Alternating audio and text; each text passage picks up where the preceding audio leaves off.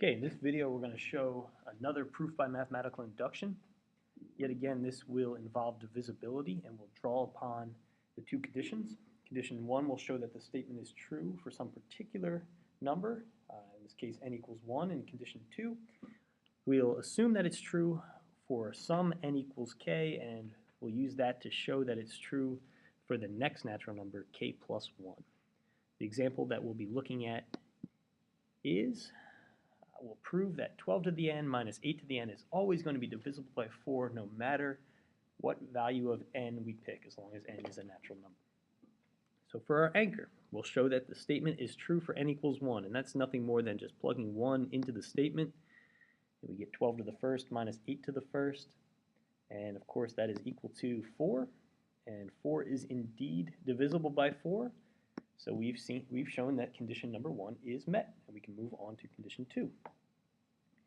With condition 2, we'll start with this hypothesis that the assumption is that the statement is true for some n equals k, and what that would look like would be what we'd get if we plug k in for n in the initial statement, 12 to the k minus 8 to the k, and we need to show that that's divisible by 4. So what we'll do instead is show that it's equal to a multiple of 4, which means it's equal to 4 times a, where a is some integer.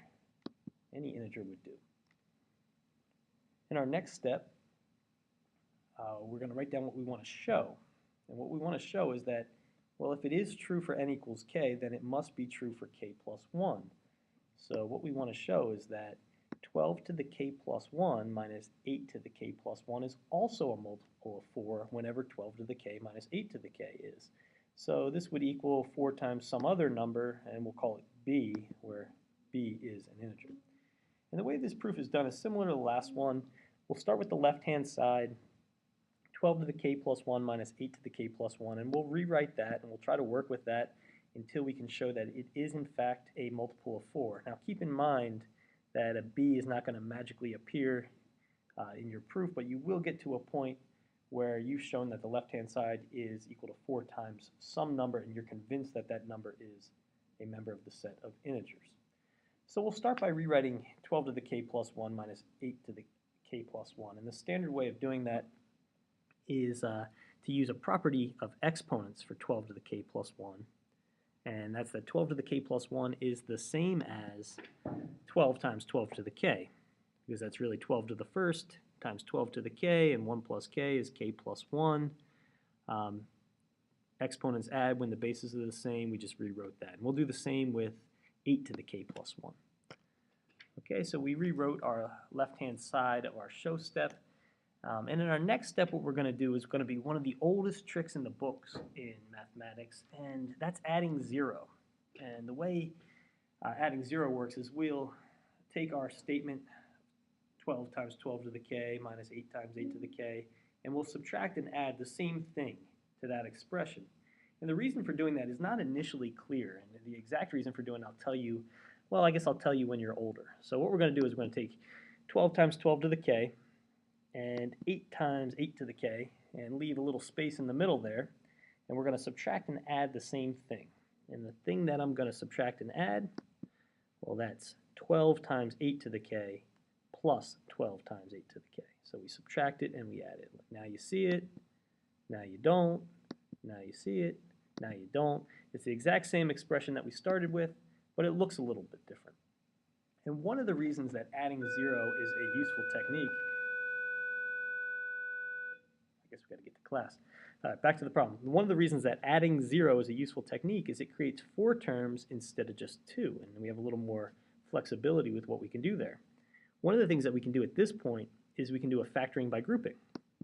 So these first 2 terms and the last 2 terms are going to have a common factor, and I'll pull that common factor out to begin to work with this expression.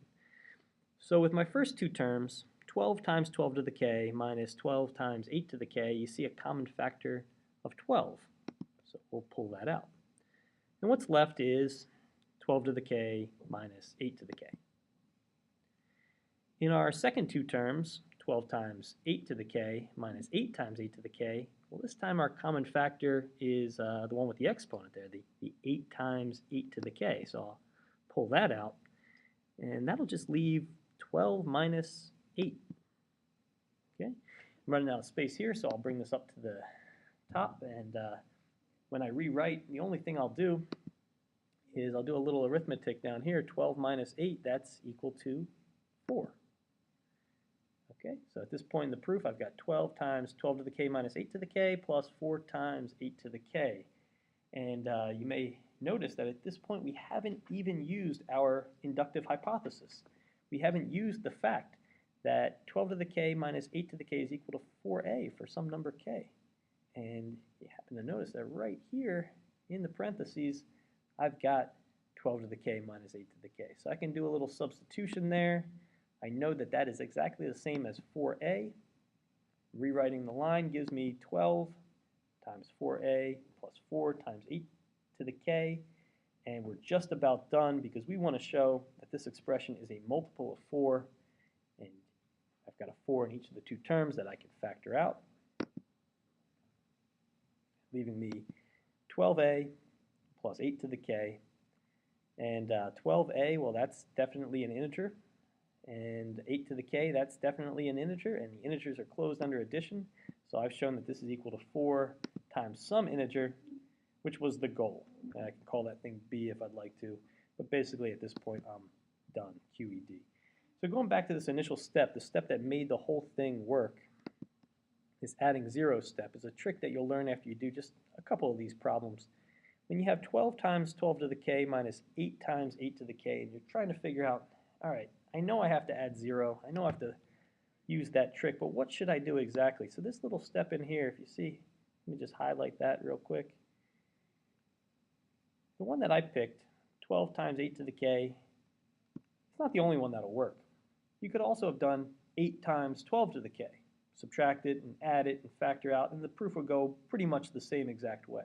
You really can't go wrong. You just have to make sure that you have to take one of these numbers and one of these numbers and mix and match and put 1 to the k power, and the whole thing will work out in the end. So after some practice, you'll get the hang of that. And that concludes our second divisibility induction video.